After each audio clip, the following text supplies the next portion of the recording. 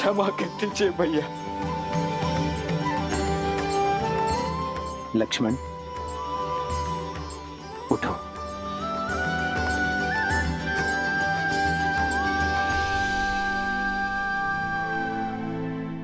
ये सत्य है भैया, आपके निर्णय की अवहेलना करता रहा। आपके त्याग को एक राजा का अभिमान मानता रहा। परंतु सत्य ये भी है भैया कि इतने वर्षों तक प्रति क्षण में आपको देखता भी रहा। इतने वर्ष मंगल में एक परदासी की भांति रहकर अभिमान से दूर होकर भी आपने उन्हें स्वयं से दूर होने नहीं दिया भैया। आपका त्याग आपके प्रेम का साक्षी है भैया। राजा का कर्तव्य निभाने के लिए आपने स्वयं को इतना बड़ा दंड दे दिया। प्रजा के कल के सुख के लिए आपने अपने आज के सुख की आहुति दे दी भैया। मुझसे बहुत बड़ी भूल हो गई है भैया, बहुत बड़ी भूल हो गई है, मुझे क्षमा कर दीजिए। नहीं लक्ष्मण,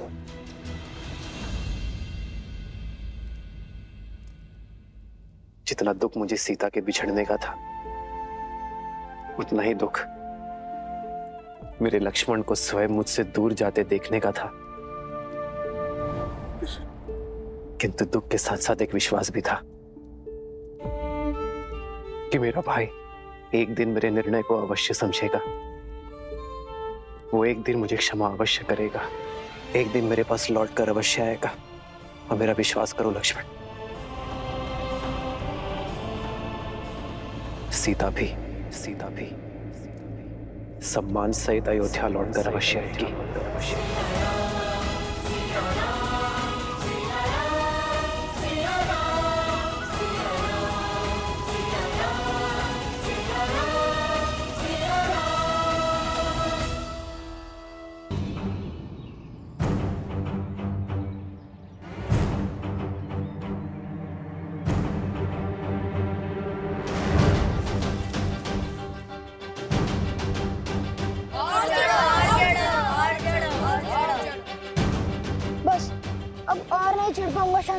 पिताश्री ने यज्ञ के लिए श्रीफल मंगवाए हैं।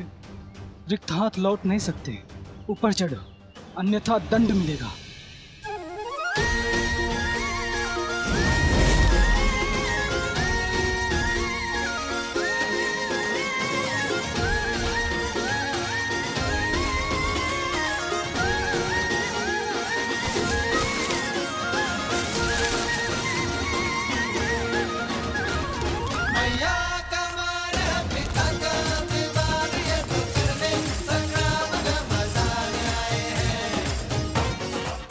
कुमुदनी, कहाँ चले गए ये दोनों? कहीं दिखाई नहीं दे रहे। माता आ गई।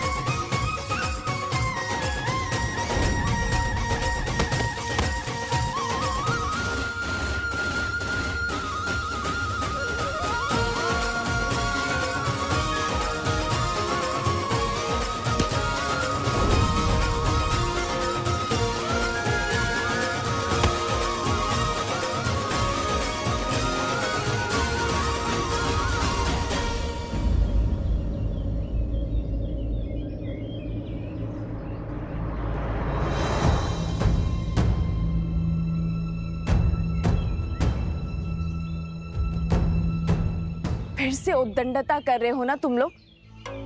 नहीं मानोगे ना तुम दोनों? आज तो तुम्हें दंड देकर ही रहूंगी।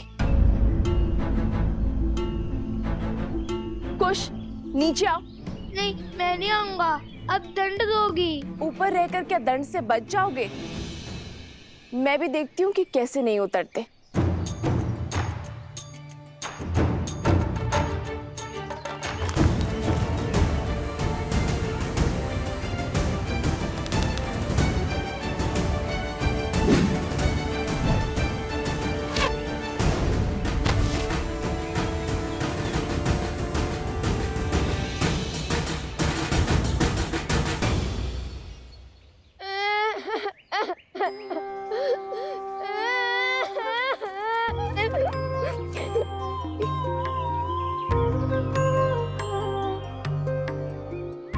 मैंने बहुत बोला लव भैया को कि मुझे ऊपर मत भेजो, माता क्रोधित होंगी।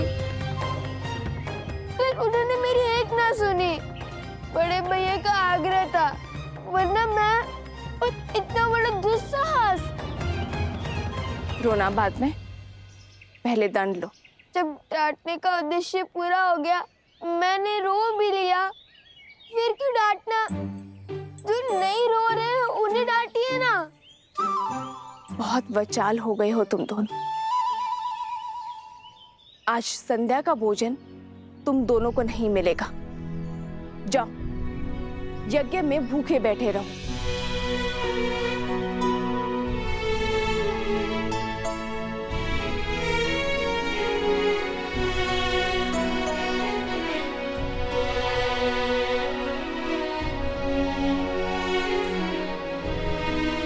वन देवी, लवकुश आपके सामने यूं ही ब्रज पर चढ़ गए, आपको भय नहीं लगा? यदि उन्हें कुछ हो जाता तो? माता की सबसे बड़ी पूंजी होती है संतान, और जब माता को अपनी संतान की योग्यता पर संदेह लगने लगे तो समझ जाओ कि उसे संदेह अपनी दी गई शिक्षा और संस्कार पर है। ओम भूर्भुवस्सुः तत्सवितुर्वरेण्यं भर्गो देवस्य धीमहि धियो यो नः प्रचोदयात्।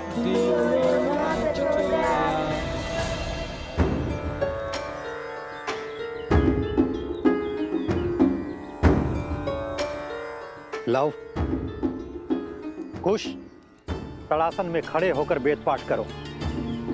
यही दंड है तुम्हारा। जी गुरुदेव।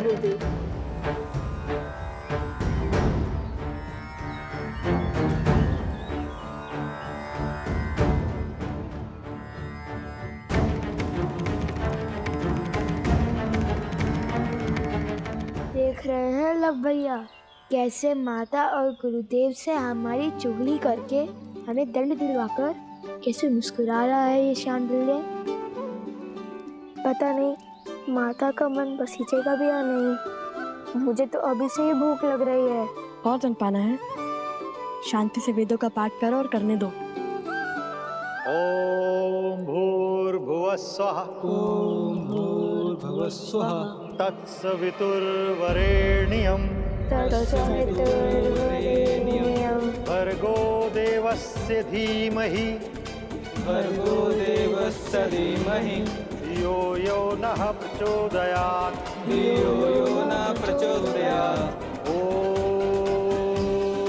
ओम भूर्भुवस्सुः तत्सवितुर्वरेण्यं भर्गो देवस्य धीमहि धियो यो नः। अरे देखो तो, कितनी चींटियां चढ़ गई हैं तुम्हारे पैर पर। जाओ, पैर धो लो और अपनी माता से कहो औषधि लगा दे।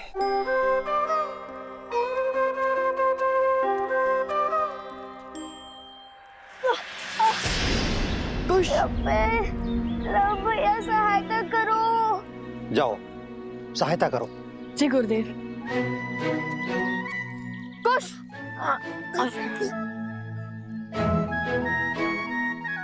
बहुत पीड़ा हो रही है गुरुवर, क्या भैया मुझे कुटिया तक छोड़ सकते हैं? जाओ।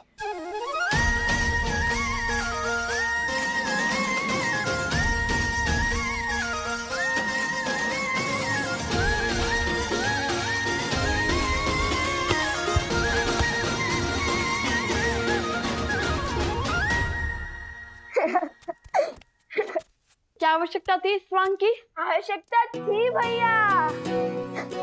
हमने देखा नहीं शांडिल्य का मुख कैसे उल्लू की भांति उतर गया था।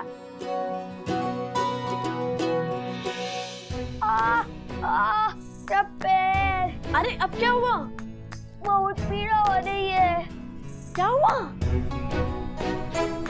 आह,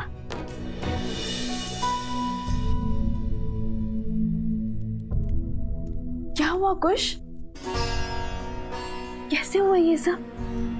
तारासन में खड़े खड़े वेदों का पाठ कर रहे थे, तभी चींटियों ने काट लिया इसे। कितनी पीड़ा हो रही होगी ना। मैं औषधि बनाती हूँ जिससे तुम्हारा कष्ट छूमंतर हो जाएगा।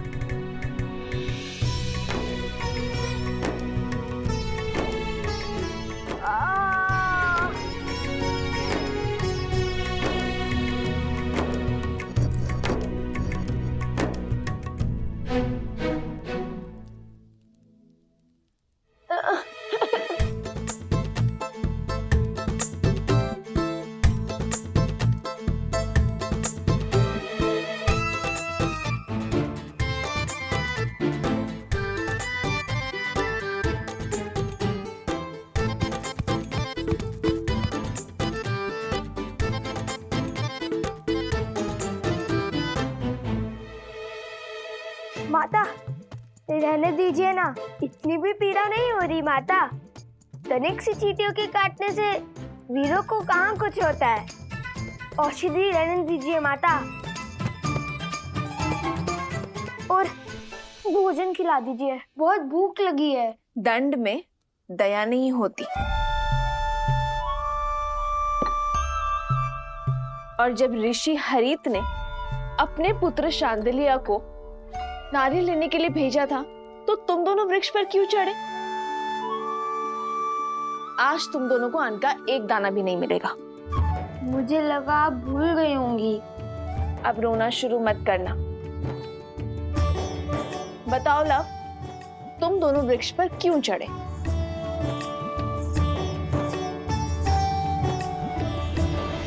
हम ये जो पूंछ लगाकर घूमते रहते हैं ना, उसके कारण आश्रम के सभी बालक हमारा उपहास उड़ाते हैं, वानर वानर कहते हैं। तो तुम दोनों पूंछ लगाते ही क्यों हो? क्योंकि हम श्री राम के सबसे बड़े भक्त हैं।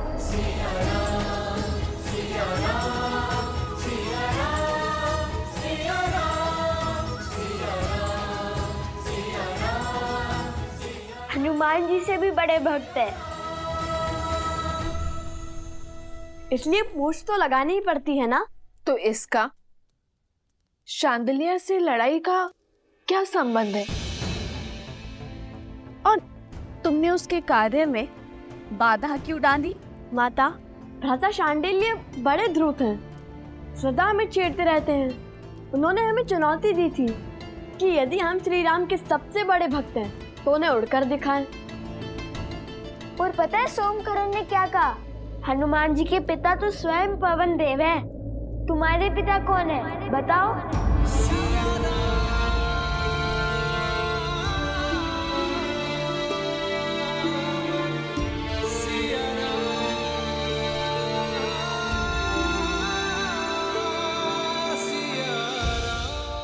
तो तुमने क्या उत्तर दिया? उत्तर तो भैया ने दिया है कि पिता ज्ञान देते हैं और माता संस्कार। हमें तो दोनों ही माता से प्राप्त हुए, तो हमारी माता ही पिता हुए। अब आप बताइए, यदि हमारी माता ही हमारे पिता है तो इसमें समस्या क्या है? हमें तो नहीं है। माता, हम उड़ तो नहीं पाए, पर वानरों के बाती वृक्ष पर चढ़कर नारियल अवश्य तोड़ लाए हम, है ना भैया? तो हुए ना हम श्री राम के सबसे बड़े भक्त।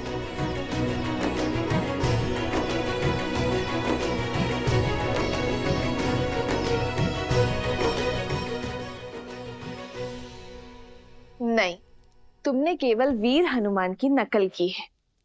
चलो बैठो। उनसे बड़ा भक्त बनने के लिए बहुत समय और बहुत तपस्या लगेगी।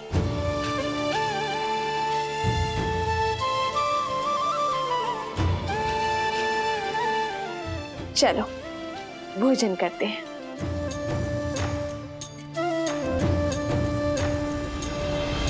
किंतु भोजन करेगा केवल लव।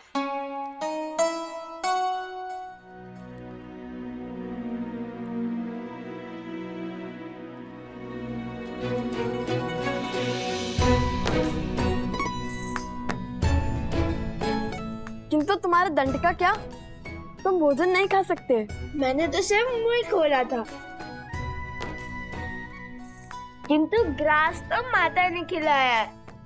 दंड में मुंह खोलना अपराध थोड़ी ना है ना? है ना? है ना? है ना?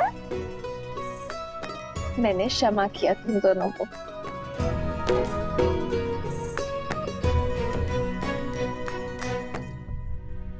माता, जब हम राजा राम से मिलेंगे ना, तो उन्हें अवश्य बताएंगे कि हम हनुमान जी की भांति वृक्ष पर चढ़ सकते हैं, भांति भांति के कर्तव्य दिखा सकते हैं। फिर उन्हें विश्वास हो जाएगा कि हम उनके सबसे बड़े भक्त हैं।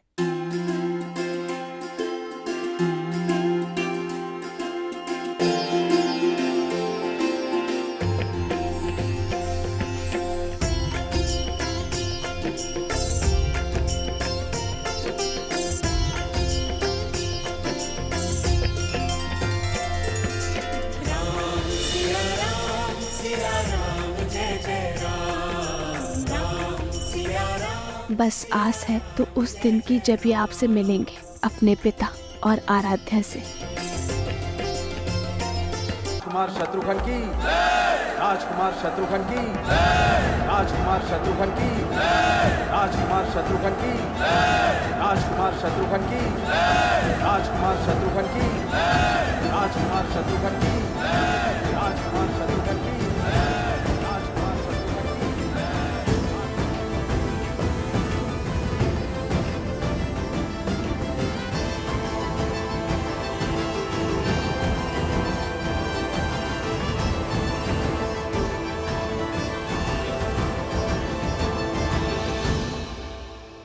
राजकुमार शत्रुघ्न नहीं, मधुपुरी का राजा शत्रुघ्न कहो।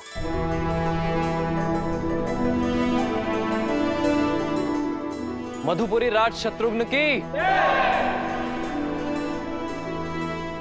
शत्रुघ्न, तुमने लवणासुर का वध कर असुरी सोच के प्रसार पर विराम लगाया है।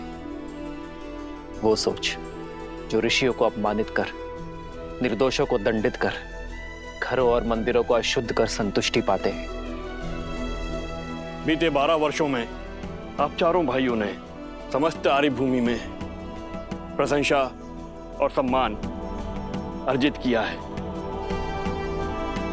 अब समय आ गया है कि रघुवंश का सूर्य ध्वज पूरी सृष्टि में लहराए, जिसे देख हर असुर और आसुरी सोच भयभीत हो जाए। और इस सपने को पूरा करने के लिए हमें रासु यज्ञ करवाना चाहिए भैया।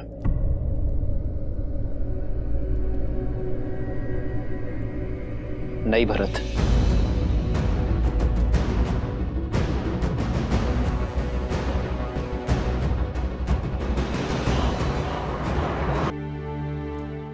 अर्थात हर राज्य का राजा बन जाना, हर राज्य का राजा हमारे आगे नतमस्तक हो, बल से हमारी सत्ता स्वीकार करे, किंतु ये मुझे स्वीकार नहीं है भरत।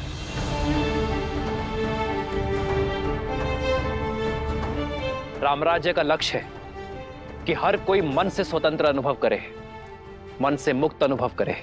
किसी का राज्य छीनकर मैं धर्म का प्रतीक अयोध्या का पावन ध्वज नहीं लहरा सकता भरत। जिस राज्य का राजा सहर्ष हमारी नीति स्वीकार करता है, उसे सुख से राज्य करने का अधिकार अवश्य होना चाहिए। हमें केवल मित्रता और संधि की चाह है, और इसलिए मैं राजसूय यज्ञ के लिए सज्ज नहीं हूं। किंतु राजगुरु वशिष्ठ की बात उचित है। हमें सूर्यवंश की छत्र छाया समस्त भारतवर्ष में फैलानी चाहिए। भैया, किंतु ये होगा कैसे? अश्वमेध यज्ञ से।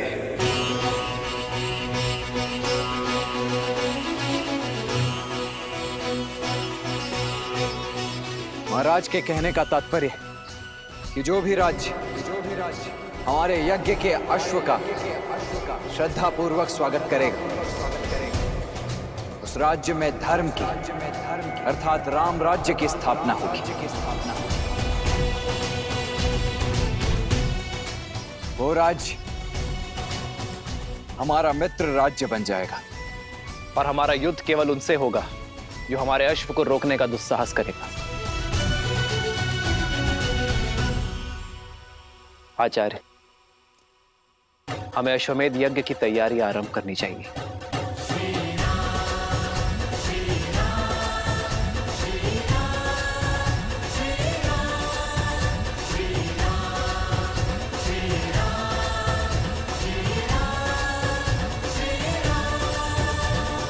कहने का तात्पर्य कि जो भी राज्य हमारे यज्ञ के अश्व का श्रद्धा पूर्वक स्वागत करेगा, उस राज्य में धर्म की अर्थात राम राज्य की स्थापना होगी। और हमारा युद्ध केवल उनसे होगा जो हमारे अश्व को रोकने का दुस्साहस करेगा। आचार्य, हमें अश्वमेध यज्ञ की तैयारी आरंभ करनी चाहिए।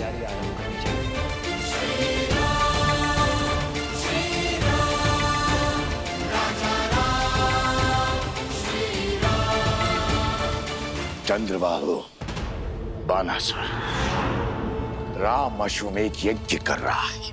अश्वमेध यज्ञ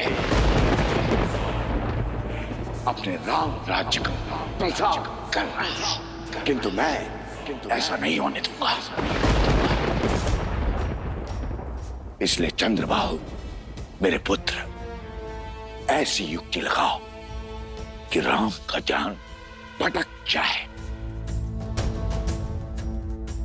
वो ये यज्ञ संपन्न न कर सके। और तब तक मैं बानासुर के साथ सीता को अयोध्या लाने का षड्यंत्र रचता हूं। स्मरण रहे, हारे हुए सन्यासी के लिए समाज में न तो क्षमा है और न ही स्थान। सन्यास लेकर सिया राम ने मुझे हराया था। अब मैं सन्यास की वही ढाल उनसे छीन कर उन्हें मार दूंगा। उनकी गरिमा, उनका सम्मान जला दूंगा। मैं ये अश्वमेध यज्ञ कभी नहीं होने दूंगा, कभी नहीं। सिया राम!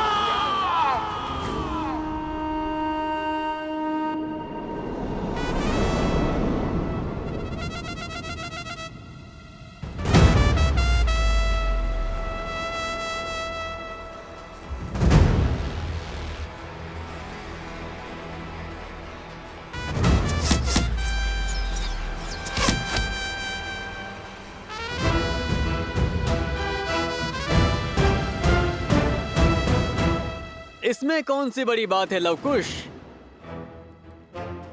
ये तो साधारण विद्यार्थी भी कर पा रहे हैं। यदि सत्य में तुम धनुर्धारी हो, श्री राम जी के सबसे बड़े भक्त हो, तो मेरी चुनौती पूरी करो। फिर हम मानेंगे कि तुम उत्तम धनुर्धर और सच्चे राम भक्त हो। क्या है चुनौती? अभी बताता हूँ।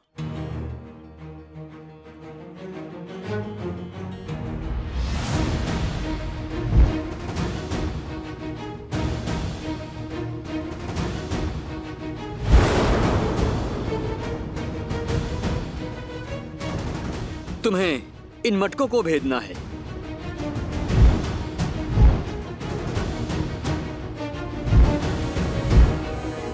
बोलो, भेद पाओगे इसे?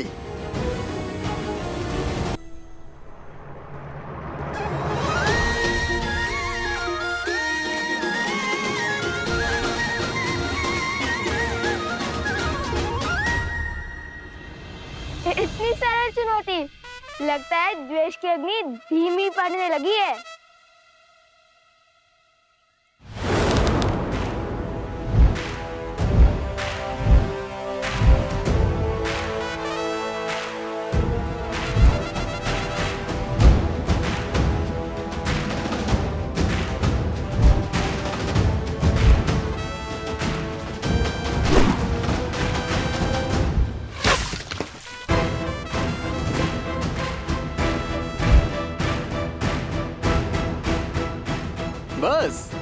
इतना ही सामर्थ्य है?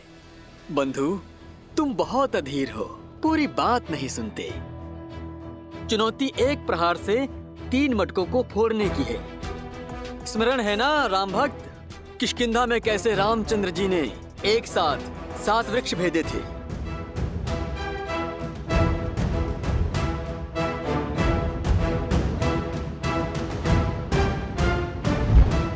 तुम भी अधीर हो, शीघ्र प्रसन्न हो जाते हो भ्राता शांडिल्य। ये चुनौती हम पूर्ण तो करके ही रहेंगे।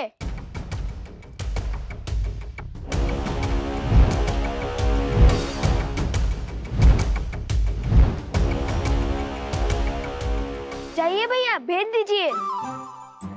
हाँ हाँ, भेज दीजिए मटके। वैसे ही जैसे प्रभु राम ने वो सारे वृक्ष भेदे थे। मैं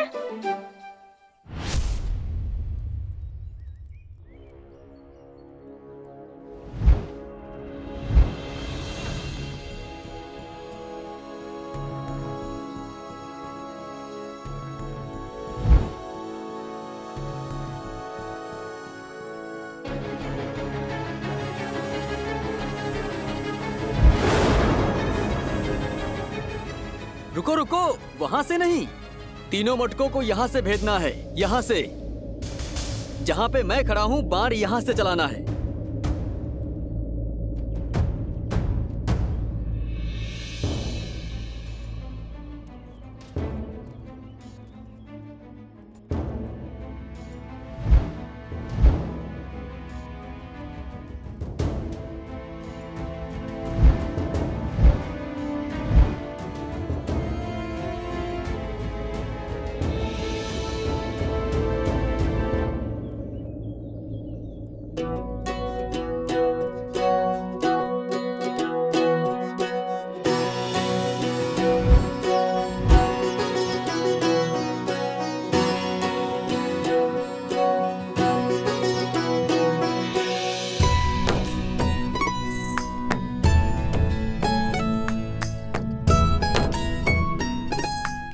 अब ये कहाँ चले?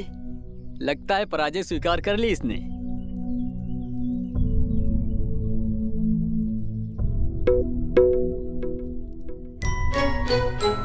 ओह, समझ गया।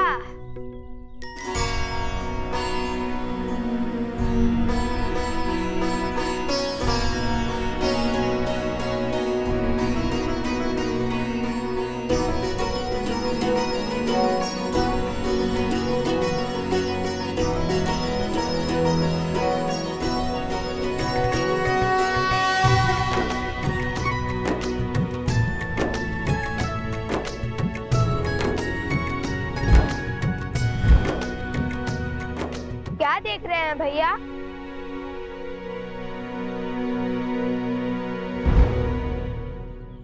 यही कि राम नाम से हर कठिन कार्य सरल हो जाता है। ध्यान से देखो,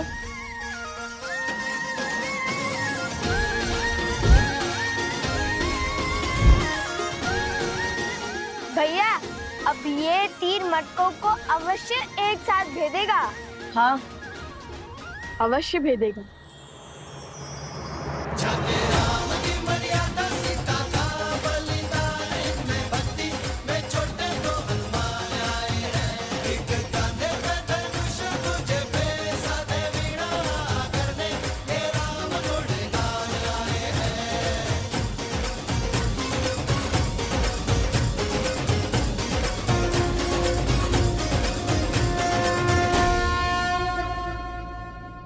हमारे मित्रों को हमारी राम भक्ति पर संदेह है। जिस राम नाम से पत्थर भी जल पर तैर जाए, उसी राम नाम ने हमें दिशा दिखाई है।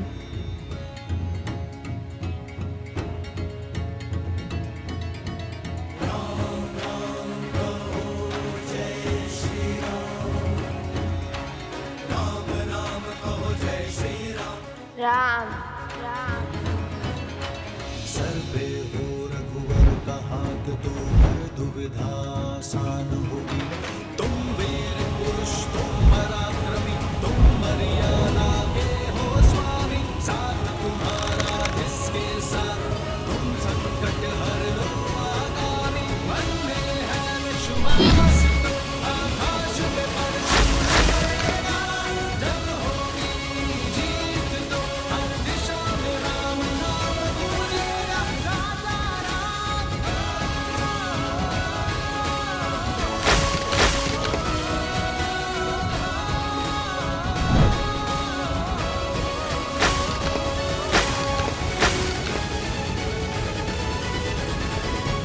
हे प्रभु।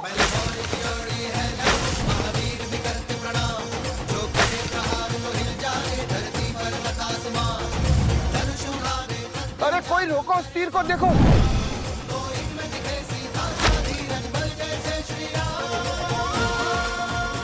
ये क्या हुआ भ्राता?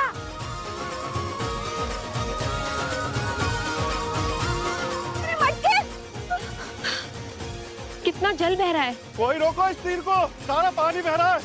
चुनौती वृक्ष पर लटके 3 मटके फोड़ने की थी, तुमने तो आश्रम के सारे मटके फोड़ दिए। इस अपराध का तो घोर दंड मिलेगा तुम्हें। मैंने क्या, पूरे आश्रम ने देख लिया। सच्चे राम भक्तों का पराक्रम। अब लगता है वन देवी का पराक्रम तुम दोनों पर बरसेगा।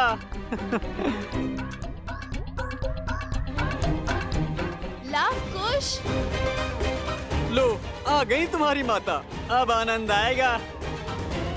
अब क्या उत्तर देंगे माता को?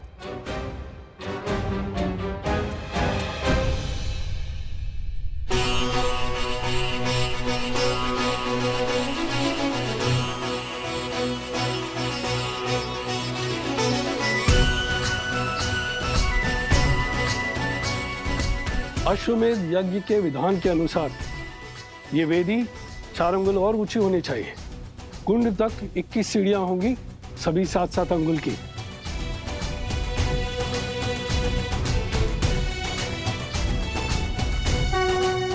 प्रणाम ऋषिवर। कल्याण मस्तु ऋषिवर। आप सबका कोटि कोटि धन्यवाद ऋषिवर। इस यज्ञ की सज्जा के लिए पधार कर आपने अयोध्या पर बहुत बड़ा उपकार किया है। यह यज्ञ कोसल राष्ट्र के लिए अत्यंत महत्वपूर्ण है। मुझे विश्वास है ऋषिवर कि आपके सामर्थ्यशील मार्गदर्शन में इस यज्ञ में कोई त्रुटि नहीं होगी, प्रत्येक कार्य विधिवत होगा। ये हमारा सौभाग्य है श्री राम, हर ओर राम राज्य का ध्वज लहराए। धर्म केवल कौशल में न रहकर सारे आर्यव्रत में विस्तार करे, इससे शुभ और कुछ नहीं हो सकता। और ये हमारी सेवा नहीं, पावन तपस्या है। इसमें भाग लेना ही स्वयं में एक तीर्थ है। मानचित्र राजन, ये यज्ञ वेदी का मानचित्र है। इसमें हर वेदी पर भगवान विष्णु के चरण चिन्ह बनाए जाएंगे।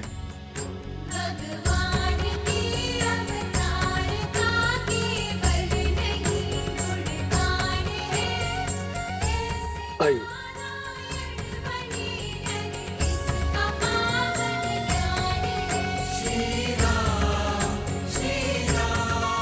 और यहाँ विराजमान होंगे यजमान अर्थात आप, और वहां आपके वामंग में महारानी का स्थान होगा।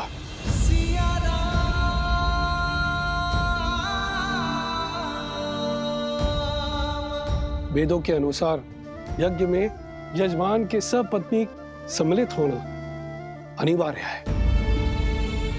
बिना युगल आहुति के न यज्ञ पूर्ण होता है और ना ही उसका फल मिलता है। आपकी और महारानी की आहुति की शक्ति ही साम्राज्य में सुख और समृद्धि को बढ़ाएगी। राम सिया राम सिया राम।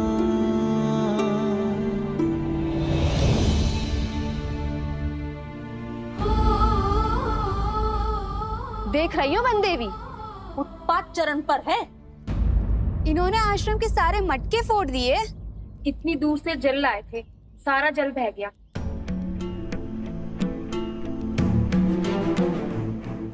लवकुश, ये कैसी उद्दंडता है? क्यों किया तुम दोनों ने ऐसा? उत्तर दो। ये कैसा खेल था? जो भी हुआ उसका उत्तरदायित्व हमारा है, परंतु ये कोई खेल नहीं था, चुनौती थी। गुरु भ्राता शांडिल्य ने कहा था। वन देवी, मैंने केवल 3 घड़े कहे थे फोड़ने के लिए, सारे नहीं। आप चाहे तो इनसे पूछ लीजिए। हाँ वन देवी, बात 3 घड़ों पर ही लक्ष्य साधने की हुई थी। लवकुश, माता वो शक्ति अधिक लग गई। तुम्हारी इस अधिक शक्ति के कारण आश्रम में एक भी बूंद जल नहीं है। अब तुम दोनों का यही दंड है कि तुम दोनों पूरी रात्रि जागकर आश्रम के परिवार वालों के लिए नदी से जल भरकर लाओगे।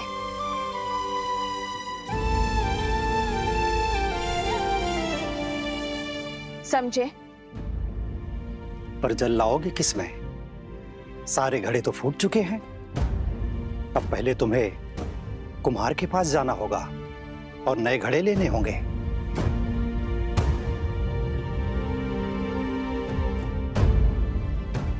जी माता।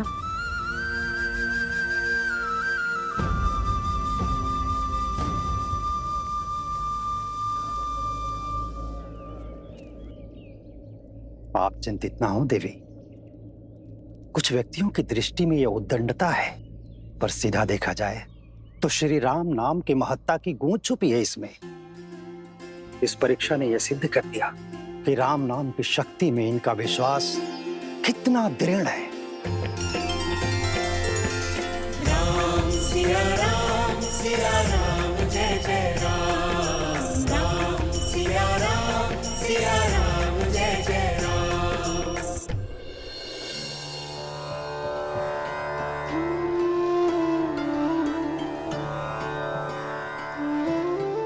ये लो, ये भी ले जाओ। हम तो केवल 3 जीव हैं। इतने अनाज की आवश्यकता नहीं है हमें, इसे सब में बांट दो। और वैसे भी आश्रम पर जो संकट आया है उसके दोषी मेरी संतान ही तो है। किंतु ये कुमुदनी, ये कोई उपहार या उपकार नहीं है,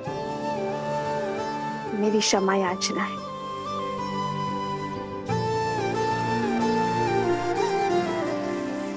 दोष तो शांडिल्य का भी था ना, उसने ही उकसाया दोनों लवकुश को, और फिर बड़े होने के नाते उसका उत्तरदायित्व भी तो अधिक है।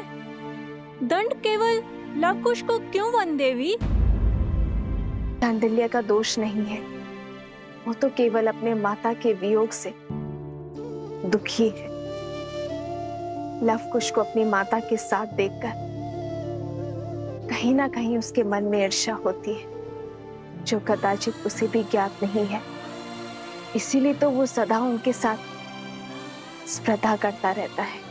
ये लवकुश का कर्तव्य है कि वो शांडिल्य के दुख को समझे, उसे सहानुभूति दे और प्रेम से उसे अपना मित्र बनाए। एक बात कहूं वन देवी, जितनी कठोरता के साथ आप लवकुश को जीवन का पाठ पढ़ाती हैं, वैसे कोई भी माता अपनी संतान को नहीं सिखाते। आप तो उन्हें ऐसे सज्ज कर रही हैं जैसे उन्हें कहीं का राजा बनना है।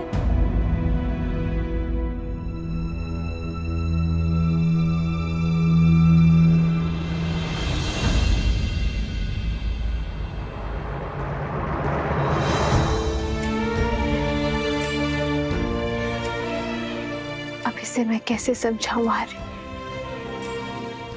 कि एक रानी केवल प्रेम रूपी माता नहीं बन सकती। मेरे कंधों पर अपने पुत्रों को पिता के समरूप बनाने का भार भी तो है ना आर्य, ताकि कल को वो पूरी निष्ठा के साथ अयोध्या के सिंहासन और प्रजा के मन पर राज कर सके।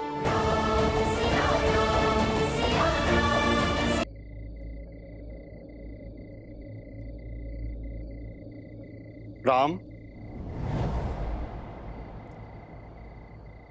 आचार्य,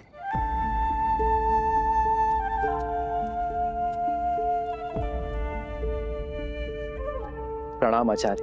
कल्याण। आचार्य, आप रुक क्यों गए? मैं अयोध्या का महाराज बाद में हूं, सबसे पहले आपका शिष्य हूं। मेरे समीप आने के लिए आपको किसी शब्द या अनुमति की आवश्यकता नहीं है।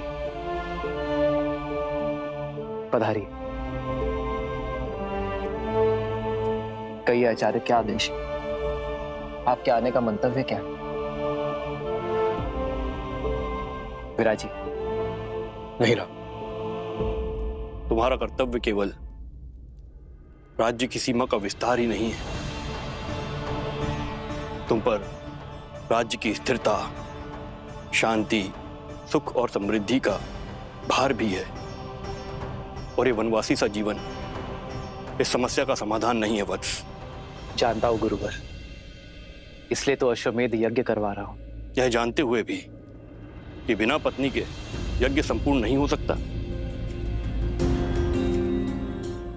राम इस राज को एक सक्षम राजा ही नहीं, सर्वश्रेष्ठ पुत्राधिकारी भी चाहिए। ये भी तुम्हारा ही कर्तव्य है, और उसके लिए तुम्हारे साथ तुम्हारी अर्धांगिनी का होना अनिवार्य है।